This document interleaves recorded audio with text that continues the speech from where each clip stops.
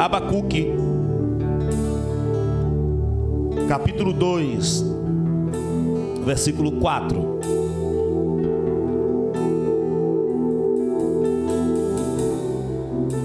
Glória a Deus. Diz assim a palavra do Senhor em Abacuque, capítulo 2, versículo 4. Eis que a sua alma se incha, não é reta nele, mas o justo pela sua fé viverá.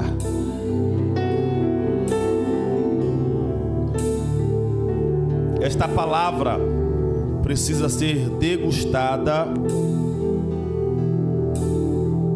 com calma. Existem alimentos que a gente pode comer rápido. Existem alimentos que a gente dá glória a Deus sem ouvir o final. Mas tem alimento que precisa ser comido com calma. É isso, meu querido diácono Gonçalo. Tem pão, você come rapidinho. E aqui em Portugal tem pão, você tem que comer com calma e mastigar muito. Então não tenha pressa para a palavra encerrar. E eu vou me disciplinar para não me empolgar e falar muito rápido, porque eu quero que você se alimente bem e não tenha azia. Amém? O justo viverá da sua fé. Tanto neste texto quanto no texto de Hebreus, capítulo 10, o texto é dito em contradição a um outro, ou é colocado em oposto a outra forma de viver. Em Hebreus, o Senhor disse, o escritor escreveu, que o justo viverá pela sua fé, usando a referência que está aqui em Abacuque. E depois disse: aquele que recuar, minha alma não terá prazer nele. Vou repetir, lá em Abacuque, Hebreus capítulo 10, carta aos Hebreus capítulo 10, não vou lembrar agora o versículo, o final, o penúltimo versículo do capítulo 10. O justo viverá pela sua fé, e aquele que recuar, minha alma não terá prazer nele. Mas os meninos aqui estão rápido. No texto que lemos em Abacuque, capítulo 2, a contraproposta está em que os caldeus seriam castigados. Então preste atenção. A nação de Israel, ela estava sendo castigada porque abandonou, recuou da sua fé. Então Deus usou os caldeus, um povo pior do que os hebreus, do que os judeus, para castigar os hebreus. E aqui no capítulo 1 você vai ver que Deus está dizendo: vou usar os caldeus para isso, porque o meu povo que começou, recuou. E aquele que recua, a alma de Deus não tem prazer. Então ele usou, devido à sua infinita, aliás, infinita não, a sua grande misericórdia, compaixão, e aí sim eu posso dizer infinito amor, ele usou da sua justiça e usou um povo para castigar o seu povo, para que eles voltassem à fé em Deus, o Criador dos céus e da terra, aquele que fez o homem à sua imagem e semelhança com as suas próprias mãos, aquele que fez o universo e com o poder da sua palavra mantém tudo tudo no seu devido lugar. Você pode louvar a Deus por isso? Porque Deus está usando de sua misericórdia. Olha, se eles forem atacados, eles vão voltar a mim, e eu vou voltar a ter prazer nele.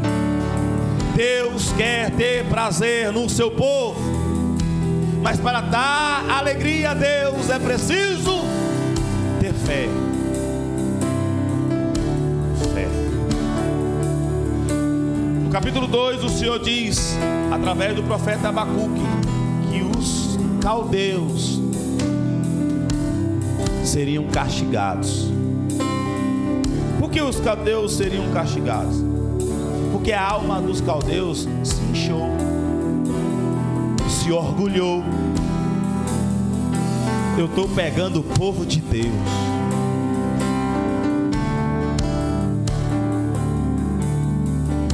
Eu estou maltratando o povo de Deus que desobedeceu a Deus. E aqui vai um alerta aos pastores, aos futuros pastores, aos presbíteros, evangelistas, aos que pregam. Cuidado quando for falar, profetizar contra o povo de Deus. Não se alegre com a queda do seu irmão, não se alegre com a queda do seu inimigo, mesmo que ele não seja nosso irmão em Cristo. Deus não se agrada desta coisa, destas coisas. A alma deles se inchou. Nós estamos apertando o povo que é mais forte que nós, mas estão desguardados porque abandonou a Deus. Em contraposição, Deus fala através do profeta: mas o justo pela sua fé viverá. O escritor aos Hebreus, no capítulo 11, vai determinar que a salvação é alcançada por fé. E no capítulo 11 ele vai também deixar muito claro que, alcançada a salvação por fé, aqueles que justificados foram pela fé andam e fazem as coisas por causa da fé. Um exemplo só: Abraão, o pai da fé. Sai da tua parentela e vai para uma terra que eu ainda vou te falar. Aí ele saiu, ele acreditou na palavra de Deus e andou por fé. Por que andou por fé? Porque ele saiu do lugar, ele foi para o lugar que Deus ainda estava direcionando, para um lugar que ele ainda nem sabia onde era que chegava. Ele chegou no local, ele pisou na terra que Deus prometeu. Agora a promessa de Deus não foi para ele tomar de posse a terra. A promessa que Deus fez para Abraão foi que os seus descendentes tomariam posse desta terra. E ele olhou e viu a terra que Deus prometeu para a sua descendência. Ele olhou para as campinas, ele olhou para os montes, ele olhou para os vales, ele olhou para todo lugar que Deus estava prometendo aos seus descendentes. Só que ele também olhou para um lugar especial.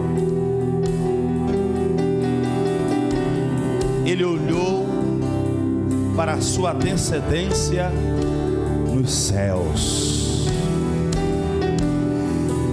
porque ele cria em Deus. A sua fé foi contínua, dia após dia. Deus disse, depois que ele saiu do lugar, Deus fez outra promessa: olha, eu vou fazer de você uma grande nação através de um filho, e este filho vai vir de Sara. Sara, idosa tanto quanto tu,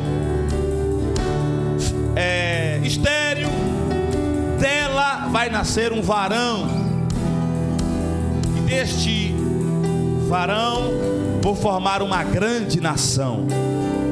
Nasceu um outro varão antes, mas não foi de Sara, foi de Agar. Dele vai nascer mais 12 nações. Mas Deus tinha prometido a Abraão que nasceria um filho com Sara, a sua esposa. Deus cumpriu a sua promessa.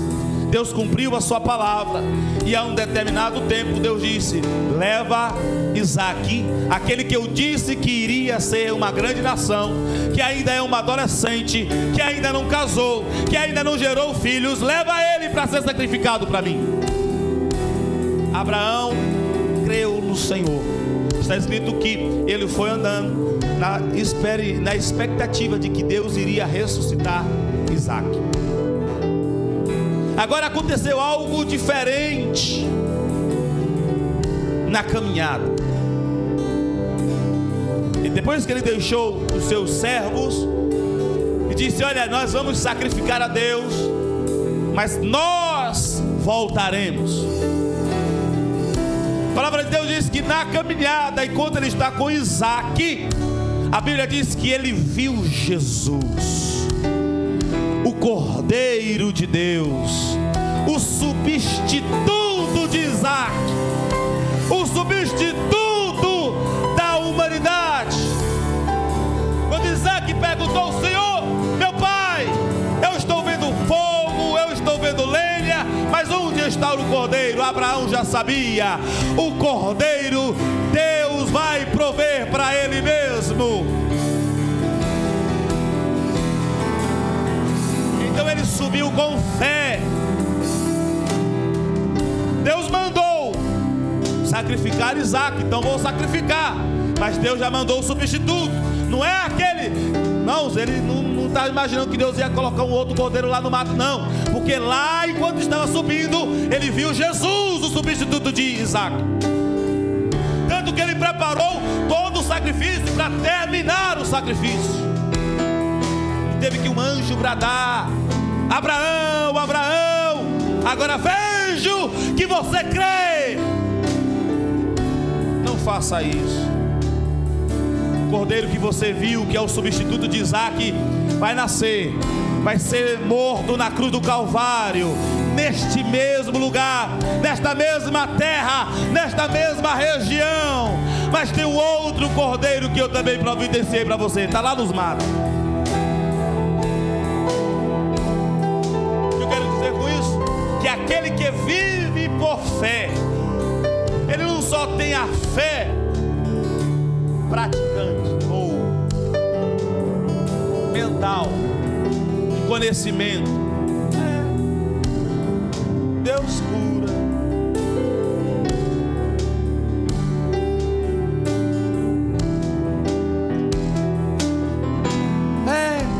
Deus liberta e está preso.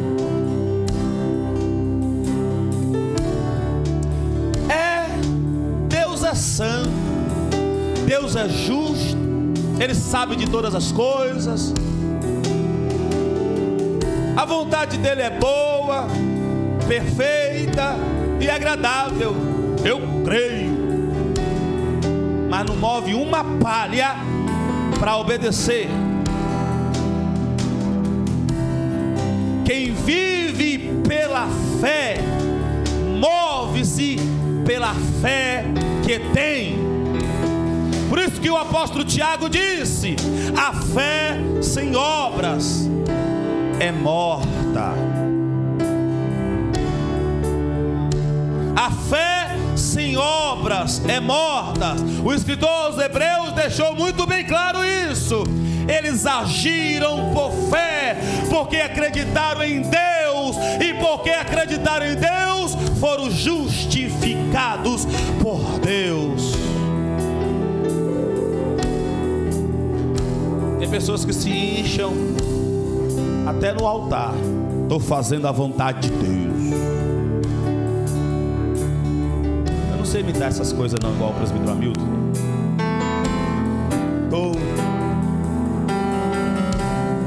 Estou por cima, estou nas cabeças. Estou tentando achar a expressão que os portugueses aqui. Estou no trono. Aí, ao invés de ter o rei Jesus dentro dele, ele tem outro rei dentro dele. O justo viverá pela fé.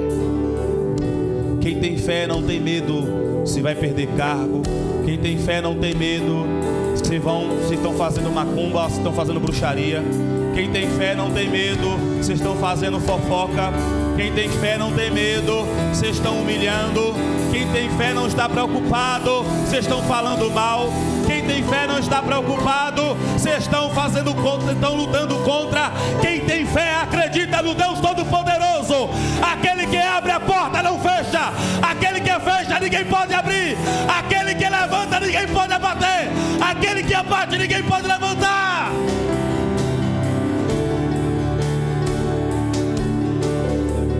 O justo viverá pela fé. Mas que fé? Fé em Deus. E porque ele tem fé em Deus, ele vive nesta fé.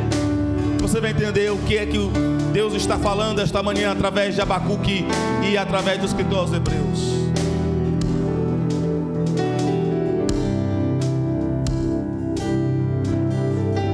Existe um povo que até crê, mas não vive pela fé. Existe outro que vive pela fé. E porque vive pela fé, a Bíblia também chama de justo. Lembrem-se que nenhum de nós temos justiça em nós mesmos. Lembrem-se que nenhum de nós podemos nos justificar diante de Deus. Lembre-se que nenhum de nós, por nós mesmos, somos justos. Vou dar um exemplo. A nossa justiça ou ela é frouxa ou ela é apertada demais. Vou dar um exemplo. Uma mãe vai corrigir um filho, certo? Ou um pai. Só que às vezes a gente não tem a noção da justiça certa. A gente não sabe a intenção da criança, a gente não sabe às vezes o contexto. E às vezes a gente, por olhar, menininho bonito, menininha bonita, saiu de mim, aí é frouxo. Às vezes até castiga, mas com frouxidão. Aí às vezes não. Às vezes quebrou um copo, às vezes fez alguma coisa e a pessoa já olha no bolso. Aí a ira, aí pega o cinto, pega a sandália, pega o que tiver na frente e vai com gol de gás. Fez justiça? Fez a coisa até certa, mas na intensidade errada, seja frouxa, seja demais. Agora Deus não, mano. Deus é justo na medida certa.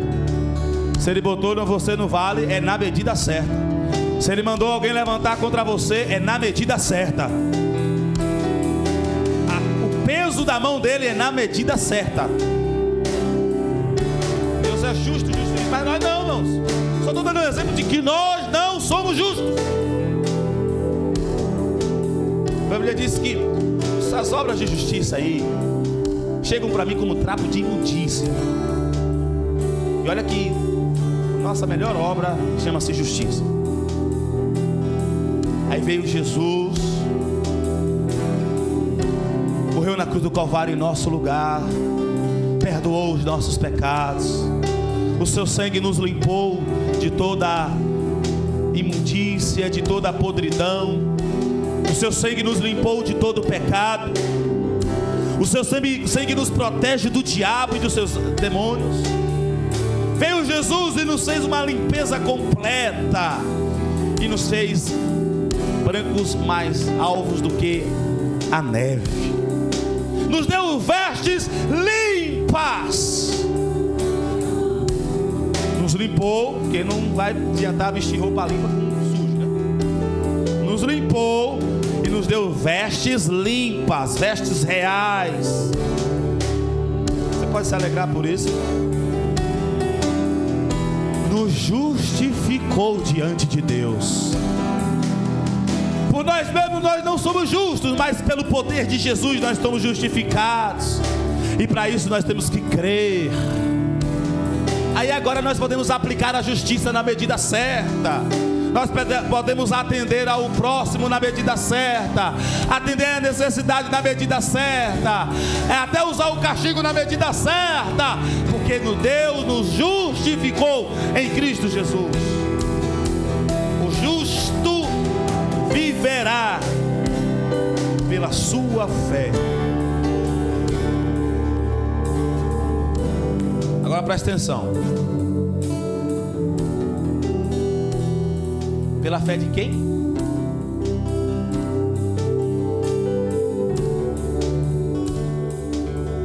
Pela fé de quem? Eu já falei em quem? É em Deus, é em Jesus, é no seu sacrifício, é na sua ressurreição, é na esperança de um dia estar com Ele nas mansões celestiais. Agora, fé em quem? Fé de quem, melhor dizendo? É a fé do seu esposo? É a fé da sua esposa? É a fé do seu pai? É a fé do seu filho? A fé pela sua fé. Você pode dar glória a Deus, irmãos, porque a sua fé é suficiente para levar você para os céus. A sua fé é suficiente para fazer o nome do Senhor bradar neste lugar. Você pode não estar usando a sua fé, mas a sua fé é suficiente para as cadeias se quebrarem, para os demônios caírem fora, para as doenças saírem do corpo.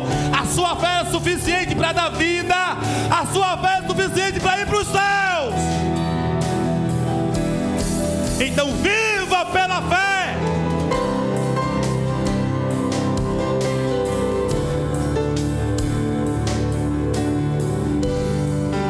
Como é isso, pastor?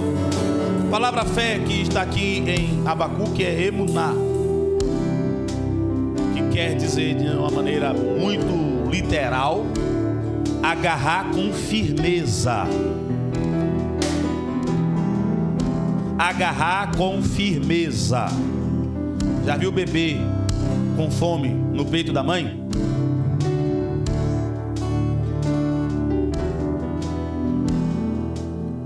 Já viu criança no colo do pai com medo de um cachorro do lado dele? Agarrar com firmeza. O justo viverá por aquilo que ele agarra com firmeza.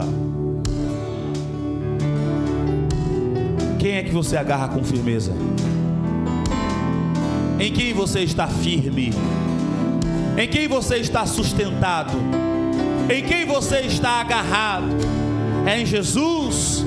Você viverá por Jesus. Você viverá em nome de Jesus. Você andará protegido por Jesus. Você andará agraciado por Jesus, abençoado por Jesus, protegido por Jesus. O justo viverá pela sua fé.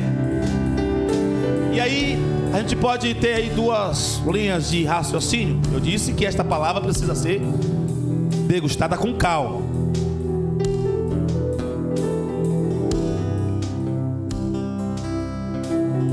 Podemos entender agarrar pela sua fé, ou seja, o justo viverá pela fé que ele tem em Deus, ou pela fidelidade de Deus. Porque o texto não deixa muito claro no contexto em que fé ou em que vida é esta força.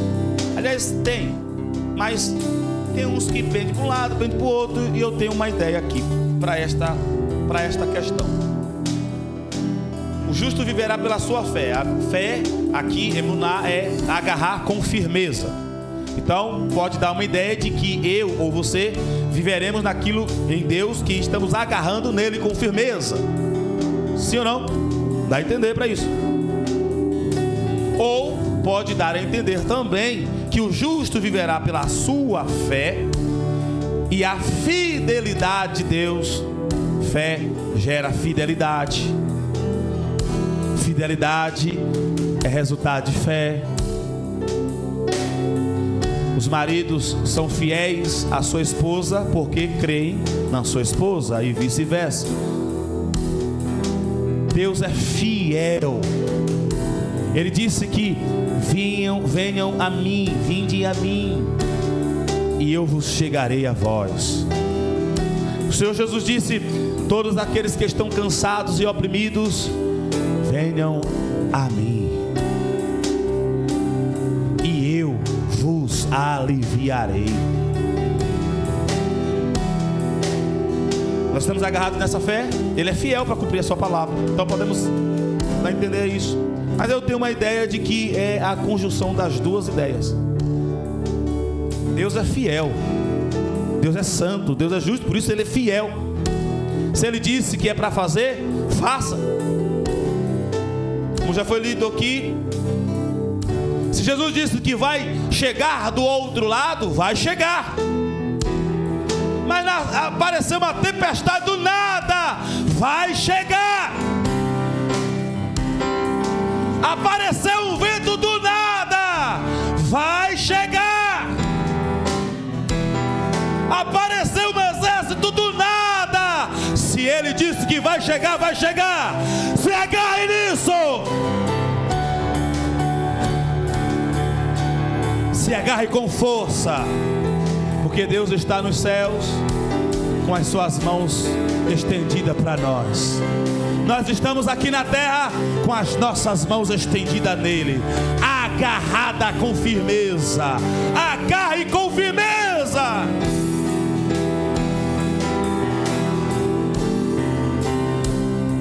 Existem aqueles que não são firmes.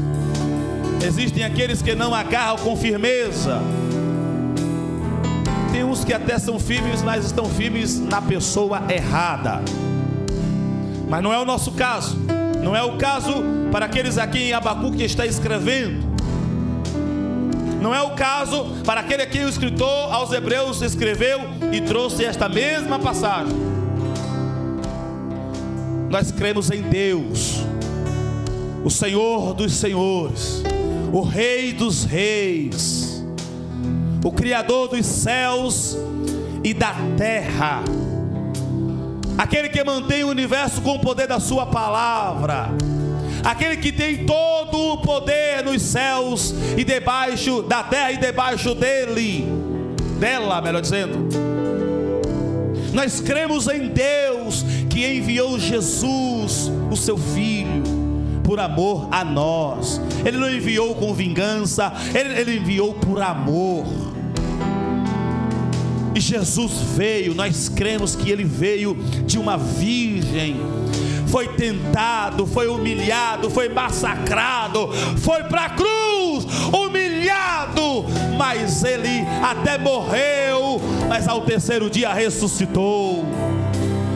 E até a sua morte é motivo de dar glória a Deus, porque na morte dele nós recebemos vida, e vida com abundância. Na morte dele os nossos pecados foram perdoados. Na morte dele foi restaurado um novo e vivo caminho para Deus, e por isso podemos entrar na sala do trono. E na ressurreição dele todas essas coisas foi nos garantida com poder.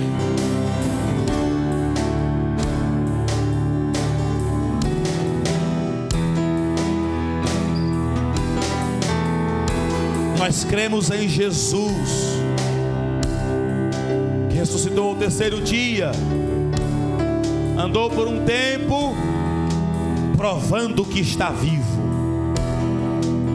E a prova que ele estava vivo chegava, a pessoa não reconhecia. Fazia uma coisa, a pessoa reconhecia. Quando reconhecia, não via mais ele.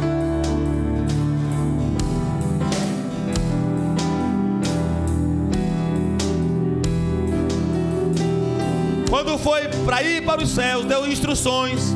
Nós cremos nesse Jesus. Ele disse: ficai em Jerusalém, até que do alto sejais revestidos de poder. Os discípulos ficaram. Teve uns que firmaram firme. Começou com mais de 500. Terminou com mais de 5.000. Mas até chegar aos 5.000 só sobraram 120. Mas ficaram lá firme. Foi Jesus quem mandou esperar o poder de Deus do alto. E só mandou sair daqui quando o poder do alto viesse. No meio do caminho tiraram Judas do lugar, botaram outro apóstolo no lugar, escolheram outro apóstolo, tomaram algumas decisões, mas ficaram lá orando, esperando o poder do alto chegar. Quando o poder do alto chegou, nós cremos que Jesus enviou o Espírito Santo de Deus para habitar dentro de nós. Bate no peito e diga: o Espírito Santo está em mim. Eu sou selado pelo Espírito Santo de Deus. O Espírito Santo me comunica que eu sou salvo. Eu creio, aleluia. Diga: eu creio na salvação de Cristo Jesus. Fica firme nesta fé. Se santifique com esta fé. Ande certo por esta fé. Obedeça a Deus por causa dessa fé. Ele nos encheu de tanta forma, de tal forma que transborda. Ele não deu 1%, Ele não deu 10%, Ele deu 100% do Espírito Santo à sua igreja, aleluia. E aqueles que se transbordam nele, aleluia, estão firmados em Jesus. Nada tirará o amor de Deus da sua vida, nada te afastará da igreja, nada tirará o que Deus entregou para a sua vida. Então fica firme nesta fé. E nós cremos, pelo menos eu creio, e pelo que vocês falam, eu acho que vocês também creem, que Jesus vai voltar.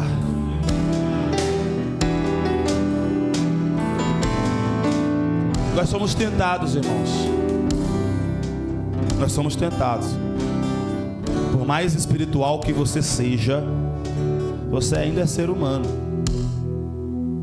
Por isso que é preciso vigiar e orar. Nós somos tentados. Mas quando a gente lembra que Jesus pode voltar a qualquer momento, a gente manda a tentação para o quinto dos infernos.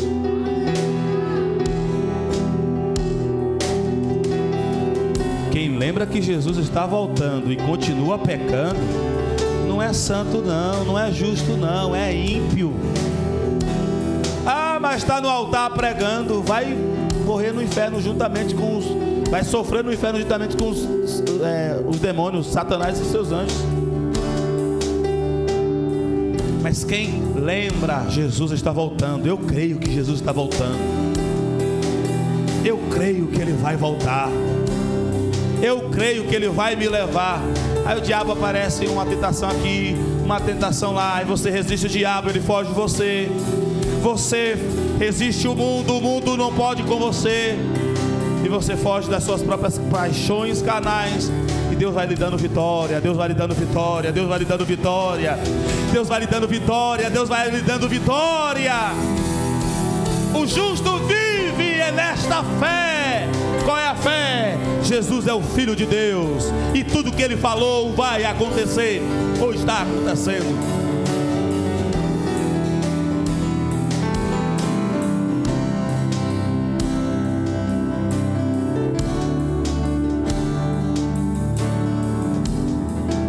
Mas do lado, não é o caso aqui, mas lá na sua casa, lá no seu trabalho, nos seus relacionamentos, pode ter pessoas do seu lado que até professam Jesus, mas não vivem pela fé, porque não são justos, não foram justificados por Deus, não se arrependeram dos seus pecados, ou até começou bem, como foi escrito lá em Gálatas. Paulo começou bem, está terminando mal, terminou mal, melhor dizendo. Você pode olhar testemunhos ou testemunhos de diversos tipos de natureza, escândalos e mais escândalos. Você não vive pelo que os outros fazem, você não vive pelo que os outros falam, você não vive pelos problemas dos outros, você vive pela fé que você tem em Deus. E esta fé é suficiente para te manter santo. O justo viverá pela sua fé.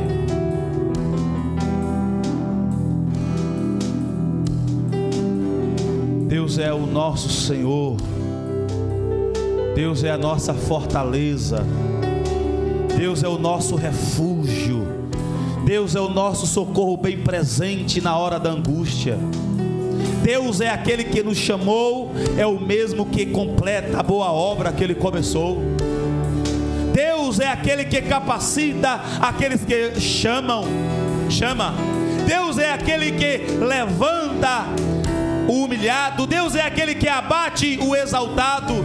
Deus, nós cremos em Deus. Se Ele te levantou, pode permanecer firme nele. Continue vigiando, continue orando, continue acreditando. Você não vai cair. Se Deus te levantou, não se preocupe com o que estão falando de você. Você vive pela fé.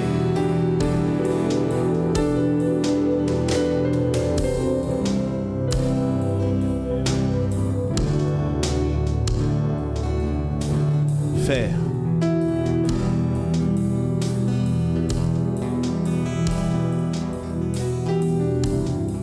Eu vi certa vez um pastor falando: eu não sou obrigado a crer nos testemunhos que os crentes contam.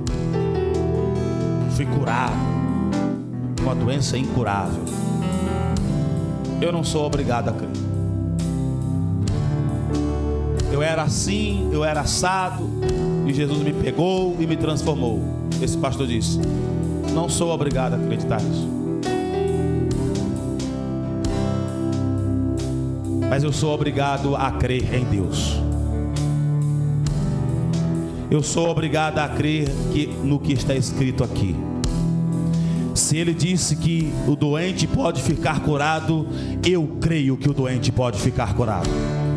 Se Ele disse que uma pessoa pode ser transformada, eu creio no poder transformador de Deus.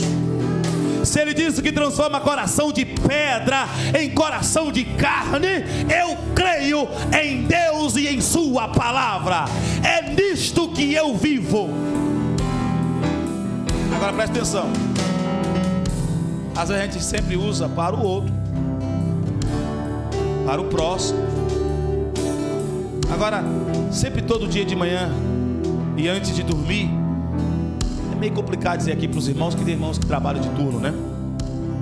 Quando acordar e quando for dormir, lembre-se: Deus te ama. Ele te comprou com o sangue de Jesus. Não foi com ouro, não foi com prata, foi com o sangue de Jesus. Ele te justificou em Jesus, Ele te santificou em Jesus.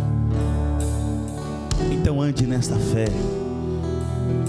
Ande nesta fé.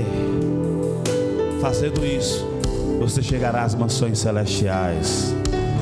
É o destino de todo crente morar com Deus eternamente. Você pode ficar em pé em nome do Senhor Jesus.